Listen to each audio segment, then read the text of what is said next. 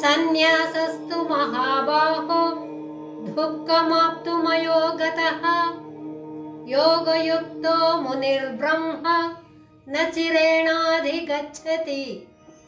గొప్ప బాహువులు కలవో అర్జున, జ్ఞానయోగమైతే కర్మయోగమును అనుష్ఠించకుండా పొందటం ఎంతో కష్టము. కర్మయోగముతో కూడిన మననశీలుడు శీఘ్రముగా బ్రహ్మమును పొందుతున్నాడు అని శ్రీకృష్ణుడు అర్జునుడితో చెప్పెను. కర్మయోగము యొక్క సహాయం లేకుంటే కర్మ సన్యాస రూపమైన జ్ఞాననిష్టను పొందడం కష్టమని తెలుస్తుంది. అంటే కర్మయోగమునందు ఆరితేరిన వారికి మాత్రమే జ్ఞానయోగము సులభంగా సిద్ధిస్తుందని భావము. కర్మలన్నింటినీ విడిచిపెట్టి కేవలం ఆత్మయందు నిలకడ కలిగి ఉండుట సామాన్యమైన పని కాదు. అటువంటి జ్ఞానస్థితి అందరికీ వెంటనే లభించదు. దానికి ఎంతో చిత్తశుద్ధికరమైన సాధన ముందుగా చేయవలసి ఉంది. నిష్కామ కర్మయోగమును సాధించవలసి ఉంది. కర్మయోగము ప్రాథమిక విద్య వంటిది, జ్ఞానయోగము ఉన్నత విద్య వంటిది. కాబట్టి ముందుగా కర్మయోగమునందు ఆరితేరని వారు జ్ఞానానుభవమును చక్కగా పొందలేరు. కాబట్టి భగవానుడు ఇక్కడ కర్మ సన్యాసమును ముందుగా తలపెట్టకూడదని, కర్మయోగమును చక్కగా పాటించి చిత్తశుద్ధిని పొందిన తర్వాత జ్ఞానమును పొందడంతో అతి త్వరగా పరబ్రహ్మమును చేరగలరని కరుణతో బోధించుచున్నారు. శీఘ్రముగా వారు లక్ష్యమును చేరుకోవాలంటే కర్మతో పాటు భగవంతుని స్వరూపమును మనస్సులో ఎప్పుడూ తలుచుకోవడం తప్పనిసరి అని తెలుస్తుంది.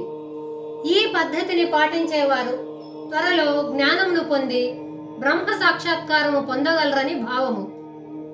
ఈ విధంగా ప్రారంభంలో కర్మయోగం నందు అనుభవం సంపాదించకుండా, తద్వారా చిత్తశుద్ధిని పొందకుండా అకస్మాత్తుగా జ్ఞానయోగమునకు కర్మ సన్యాస యోగమునకు సాధన మొదలు పెడితే సాధన యందు ఎక్కువ కష్టములు పొందవలసి వస్తుంది. ఎందుకంటే కర్మ సన్యాసము జ్ఞాననిష్ట అన్ని జ్ఞాపకాలను విడిచిపెట్టిన స్థితిని కలిగి ఉన్న వారికి మాత్రమే లభించును. జ్ఞాపకాలు హృదయంలో ఉన్నంత వరకు, పాపము మలినము మనస్సును ఆక్రమించి ఉన్నంత కాలము జ్ఞానము లభించదు.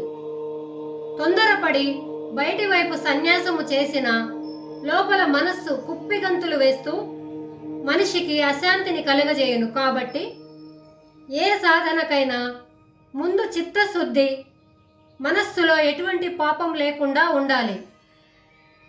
పునాదిని గట్టిగా వేసుకోమని హెచ్చరిస్తున్నారు. కర్మయోగమే ఆ పునాది.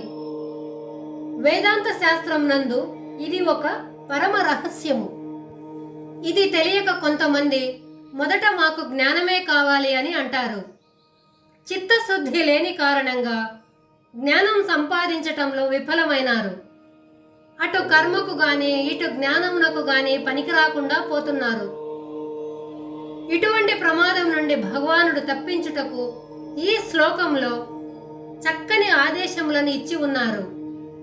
వీటిని సాధకులు చక్కగా ఆచరిస్తే వెంటనే వారు అనుకున్న లక్ష్యాలను చేరుకోగలరు.